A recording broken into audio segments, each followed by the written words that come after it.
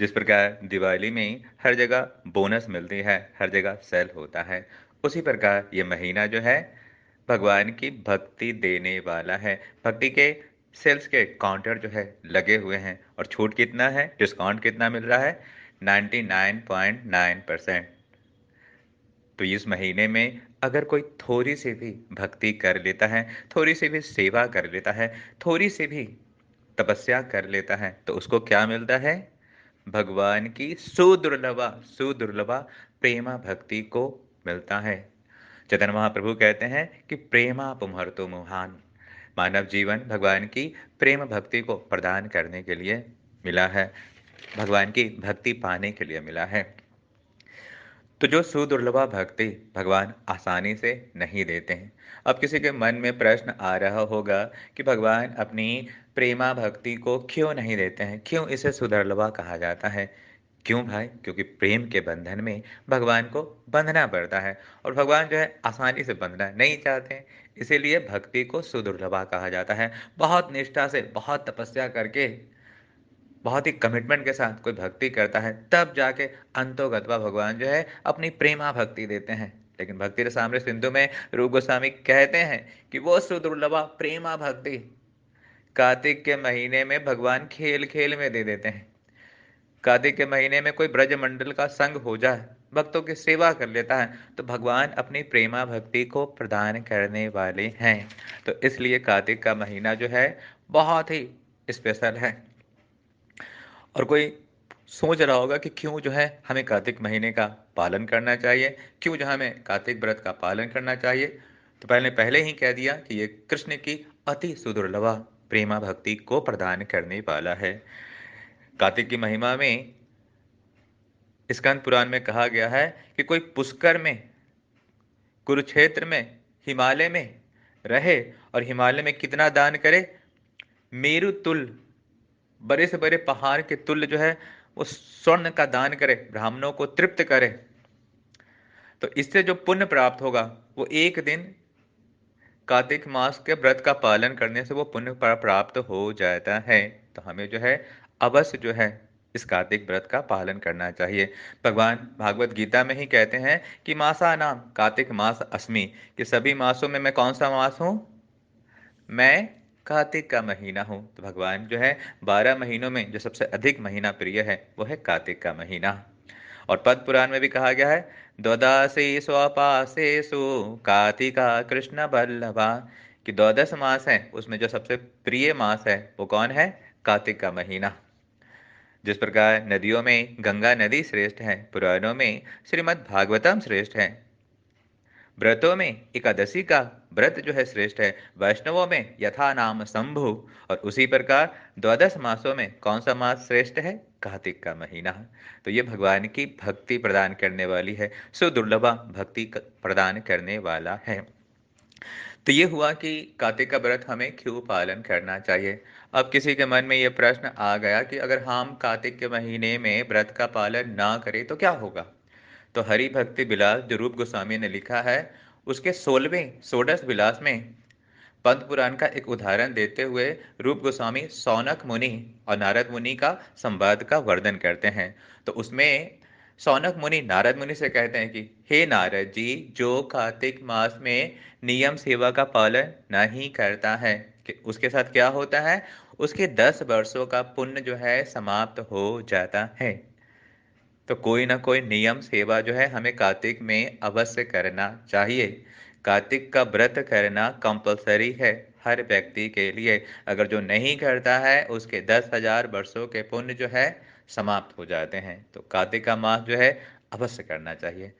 अब किसी के मन में ये प्रश्न आ रहा होगा कि इस महीने को कार्तिक क्यों कहा जाता है? क्यों नाम पड़ा इस महीने का कार्तिक? तो हमारी राधा रानी जी, हमारी करुणामयी करुणेश्वरी श्री राधा रानी की माँ का नाम कीर्तिदा है। तो इस कारण से राधा रानी का एक नाम जो है कार्तिका है। तो इस कारण से इस माह को कार्तिक मास कहा जाता है। वैष्णवों को यही तिथि जो है मान्य है। एक पुराणों में एक और कथा आती है कि भगवान शिव के 2 पुत्र हैं, गणेश और कार्तिकेय। तो कार्तिकेय ने इसी मास में एक असुर का वध किया था। तो इस कारण से भी इस मास का नाम जो है कार्तिक है। कार्तिक को ऊर्जा व्रत भी कहा जाता है क्योंकि ये भगवान की एनर्जी को प्रदान करने वाली हैं। और हमारी राधा रानी का भी एक नाम जो है ऊर्जेश्वरी है। तो हर व्यक्ति को जो है पालन करना चाहिए। अब हमें कुछ नियमों का पालन करना चाहिए और हम लोग जो है कलयुग के नमूने हैं, कलयुग के जीव हैं, तो बिना बेनिफिट देखे हुए, बिना फ़ायदे के कि आखिर हम क्यों करें? हम अगर ब्रह्म मुहूर्त काल में जगेंगे, हम भागवत का पाठ करेंगे, हम दीपदान करेंगे, हम तुलसी सेवा करेंगे, तो हमें क्या करना? हमें क्या फ़ायदा मिलेगा? हमें क्या मिलेगा? क्योंकि कलयुग के लोग कुछ भी करने से पहले क्या बोलते हैं? हम इसको करेंगे तो हमको क्या मिलेगा? तो आज पुराणों से इसी बात का हम जिक्र करते हैं कि हम अगर इसमें नियमों का पालन करेंगे तो हमें क्या मिलेगा। तो पहला हमें जो नियम का पालन करना है, क्या करना है? हमें जो है ब्रह्म मुहूर्त काल में उठना है। तो सौनक मुनि नारद मुनि से कहते हैं कि हे नारद जी, जो भी इस कार्तिक के महीने में ब्रह्म मुहूर्त काल में उठता है उसको क्या मिलता है? उसको हरि के चरणों में प्रीति प्राप्त होती है, अर्थात वो भगवान के लोक जाता है। दूसरा है, नियम है कि हमें ब्रह्मचर्य का पालन करना चाहिए। तो पद्म पुराण में वर्णन आता है कि जो कार्तिक में मास में ब्रह्मचर्य का पालन करता है, हुए भगवान दामोदर का पूजन करता है, वह समस्त पापों से मुक्त होकर भगवान श्री विष्णु के लोक में जाता है। तो जो भी ब्रह्मचर्य का पालन करता है भगवान की पूजा के साथ, वो क्या होता है? उसके सारे समस्त पाप जो है नष्ट हो जाते हैं। भागवत का पाठ, श्रवण मंगलम श्रीमदादतम। तो भागवत का अध्ययन जो है हमें इस मास में अवश्य करना चाहिए। और श्लोक का वर्णन करते हुए सौनक मुनि लिखते हैं, कार्तिके मुनि सरदूले या शृणोति हरे कथा सा निस्तारति दुर्गानि जन्म कोटि शतानि चा। तो सौनक जी कहते हैं कि हे नारद जी, कार्तिक मास में हरि कथा सुनने से क्या पुण्य मिलता है? वह अपने 100 कुलों के पुरखों का उद्धार करता है और स्वयं का भी उद्धार करता है। और दूसरा कहते हैं कि या पठेत प्रयातो नित्यम श्लोकम भागवता मुने असादस्य पुराना कार्तिके फलयुक्तना। तो कहते हैं कि दूसरा फल भी सुनिए नारद जी, कि कार्तिक के महीने में कोई अगर नित्य नियम से नित्यम भागवत सेवया, कि कोई नित्य नियम से जो है भागवतम के एक श्लोक का पाठ करता है तो उसका क्या पुण्य होता है? वेद व्यास जी ने 18 पुराणों की रचना की और इन 18 पुराणों में जो है लाखों लाख श्लोक हैं। तो श्रीमद् भागवतम के एक श्लोक पाठ करने से भी इस कार्तिक के महीने में क्या होता है? हमें 18 पुराणों के पढ़ने का पुण्य मिलता है और हमारे 100 पुरखों का उद्धार होता है। तो हमें नियम पूर्वक इस कार्तिक मास में एक श्लोक का पाठ अवश्य करना चाहिए, नित्यम भागवत सेवया। दूसरा है कि इस महीने में जो है हमें दीप दान करना चाहिए। और कहते हैं कि इस दीप दान में, जो कार्तिक के महीने में दीप दान करता है, वो जो है अपने सहस्त्र कल्प कोटि के पातकों को नष्ट कर देता है।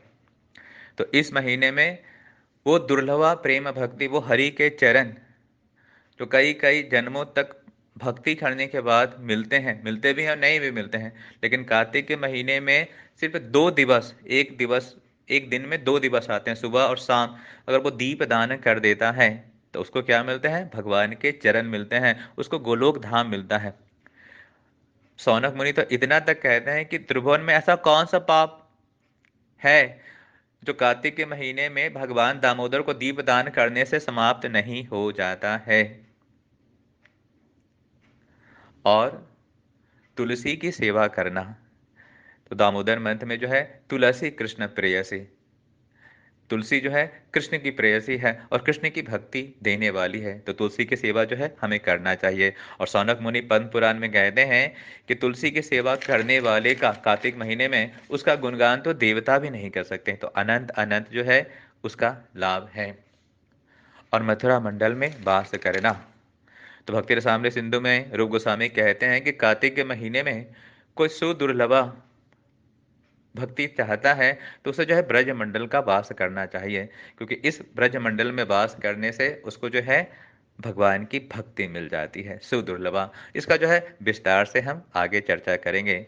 तो ब्रज मंडल का साथ हो, कार्तिक का महीना हो, तो उसे अवश्य ही भगवान की प्रेमा भक्ति मिलती है।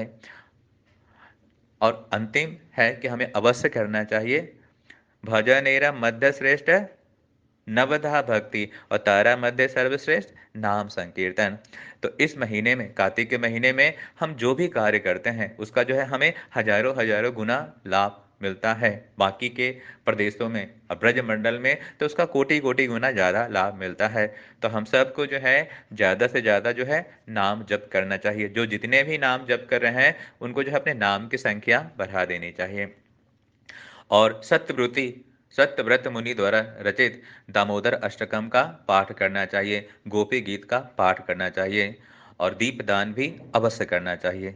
इस महीने में उड़द दाल का त्याग करना चाहिए। तो इस महीने में, चतुर्मास में, हर महीने में कुछ ना कुछ त्याग है। जैसे सावन के महीने में पालक का त्याग है, दूसरे महीने में दही का त्याग है, तीसरे अश्विन महीने में हम दूध का त्याग करते हैं और कार्तिक मास में हमारे आचार्यों ने उड़द दाल का त्याग करने के बोला है। तो इस पूरे महीने में हम उड़द दाल का सेवन नहीं करेंगे। भक्ति में डू से ज़्यादा डोंट डू का महत्व है, क्योंकि अगर हम पात्र में कुछ डाल रहे हैं तो आपके पात्र में कोई लीकेज नहीं होना चाहिए, क्योंकि अगर लीकेज होगा तो हम जितना डालेंगे उतना निकल भी जाएगा। तो कार्तिक के महीने में हमें डॉन डूब ना भी कुछ करने चाहिए। तो इस महीने में वैष्णव निंदा ना करें, वैष्णवों का उपहास ना करें, किसी की भी निंदा ना करें, निंदा ना करें केनी ने। इस महीने में असत्य भाषण ना करें। इस महीने में मांस भक्षण ना करें, किसी भी प्रकार का मांसाहार ना करें। इसी महीने में किसी प्रकार का अवैध संबंध ना बनाएं और इस महीने में किसी प्रकार का नशा ना करें, क्योंकि ये कार्तिक का महीना जो है माधव की भक्ति देने वाला है। 99.9% जो है डिस्काउंट मिल रहा है। तो इस कार्तिक के महीने में जो है जरूर जो है भक्ति कीजिए, दीपदान रोज कीजिए, ब्रह्मचर्य का पालन कीजिए, भागवतम का पाठ कीजिए, तुलसी की सेवा कीजिए, मथुरा मंडल में वास कीजिए और नाम जाप जो है अधिक से अधिक कीजिए। और लोगों को, दूसरों को भी बताइए कि कार्तिक महीने का महत्व है। और कार्तिक व्रत का पालन नहीं करने से क्या होता है? पद्म पुराण में सौनक मुनि कहते हैं कि जो कार्तिक मास में नियम सेवा का पालन नहीं करता उसके 10 वर्षों का पुण्य जो है समाप्त हो जाता है। तो कोई ना कोई नियम लेके जो है कार्तिक मास में सेवा अवश्य कीजिए और भगवान की सुदुर्लभा प्रेमा भक्ति को प्रदान कीजिए, प्राप्त कीजिए, क्योंकि यही जो है मानव जीवन का लक्ष्य है। और ज़्यादा से ज़्यादा जो है हरे कृष्णा महामंत्र का जप कीजिए। हरे कृष्णा कृष्णा कृष्णा हरे हरे, हरे राम राम हरे हरे। तो शरद पूर्णिमा से ही कार्तिक महीना जो है शुरू हो रहा है। तो उस दिन से नियमों का पालन करना शुरू कर दीजिए। और बहुत सारे भक्तों को ये होगा कि कितना नियम का पालन करें, कितना नियम का पालन नहीं करें। तो एक बार श्रील प्रभुपाद जी से किसी ने इसी तरह से पूछा कि प्रभुपाद जी, कार्तिक का महीना आ रहा है, हम कौन सा व्रत करें? तो श्रील प्रभुपाद जी ने बहुत ही सुंदर उत्तर दिया कि अगर if you can chant 24 hour जप करो। अगर आप जप कर सकते हो तो 24 घंटे जप करने चाहिए। तो हमें उतने ही नियम लेने चाहिए कि जितने हम कर सकें, क्योंकि हम जो भी नियम कर रहे हैं उसका एक ही फल है कि हम भगवान की सेवा करें। तो अगर हम बहुत ज़्यादा उपवास का नियम ले लें, सुबह में उठने का नियम ले लें, सुबह का उठने का नियम तो अवश्य लेना चाहिए, भूमि शयन का नियम ले लें, तो ये जो है प्रैक्टिकल नहीं है। तो हमें इन नियमों का ही पालन करना चाहिए कि ज़्यादा से ज़्यादा जो है हमें जप करना चाहिए। प्रभुपाद जी ने भी हमें यही कहा है कि भक्ति के वो साधन, कि अगर हम बहुत सारे लोग हैं कि एक टाइम उपवास करते हैं, एक टाइम ही प्रसाद ग्रहण करते हैं, तो वो अगर शारीरिक क्षमता के कारण उनका नाम जप बाधा में नहीं आ रही है, श्रवण में बाधा नहीं आ रही, भागवतम पढ़ने में बाधा नहीं आ रही, और उसके बाद वो अगर ऐसा कर सके तो अवश्य करें। लेकिन अगर वो उपवास कर रहे हैं, एक टाइम प्रसाद ग्रहण कर रहे हैं या फलाहार ग्रहण कर रहे हैं, लेकिन उससे जो है जब उनका प्रेरित हो रहा है, नाम की सेवा नहीं हो रही है, भागवतम श्रवण की सेवा नहीं हो रही है, वो भागवतम पढ़ नहीं पा रहे हैं, दीपदान नहीं कर पा रहे हैं, तो ऐसे नियम नहीं लेने चाहिए। परम पूज्य गोपाल कृष्ण गोस्वामी महाराज से भी किसी ने यही पूछा कि महाराज, मैं कार्तिक में पूरे महीने दूध पीना चाहता हूँ। तो महाराज ने यही कहा कि अगर आप कर सकते हो तो करो, लेकिन आपकी नाम जप की सेवा जो है नहीं छूटनी चाहिए, आपके श्रीमद् भागवतम कथा सुनने की सेवा नहीं छूटनी चाहिए, आपको श्रीमद् भागवतम पढ़ने की सेवा नहीं छूटनी चाहिए। तो उतने ही नियमों का पालन करें जितना कि आप कर सकते हैं, क्योंकि पूरा महीना जो है आपको नियम पालन करना है। लेकिन 3 नियम का पालन अवश्य करें कि ब्रह्म मुहूर्त काल में अवश्य उठें, दीपदान अवश्य करें ब्रह्मचर्य का पालन अवश्य करें और नाम जप अवश्य करें। कुछ ज़्यादा ना कर सकें तो इन 4 नियमों का पालन जो है अवश्य करें। तो आप सबको कार्तिक मास की मंगलमय शुभकामनाएँ। राधा रानी करुणेश्वरी जिनके नाम पे ये कार्तिक का महीना है, हम सबको ये भक्ति प्रदान करे, हम सबको वो शक्ति प्रदान करें कि हम इन नियमों का पालन कर सकें, जो त्याज्य वस्तु है उसे त्याज सकें और जो ना करने योग्य चीज़ें हैं, वैष्णव निंदा, असत्य भाषण, प्रजल्प, किसी प्रकार का नशा ना करना, किसी प्रकार का मांस भक्षण ना करना, है हम अति शीघ्रता से कर सकें, अच्छी तरह से कर सकें और भगवान का नाम जो है ज़्यादा से ज़्यादा जप कर सकें। तप्त कांचन गौरांगी श्री राधे वृंदावनेश्वरी वृषभानुसुते देवी प्रणमामि हरिप्रिये। और सारे वैष्णवों से भी कृपा की याचना करते कि बिना उनकी कृपा के ये कुछ भी हम पा नहीं सकते हैं। वाञ्छाकल्पतरुभ्यश्च कृपा सिंधु एव च पतितानां पावनेभ्यो वैष्णवेभ्यो नमो नमः। अनंत कोटि वैष्णव वृंद की जय। हरे कृष्णा।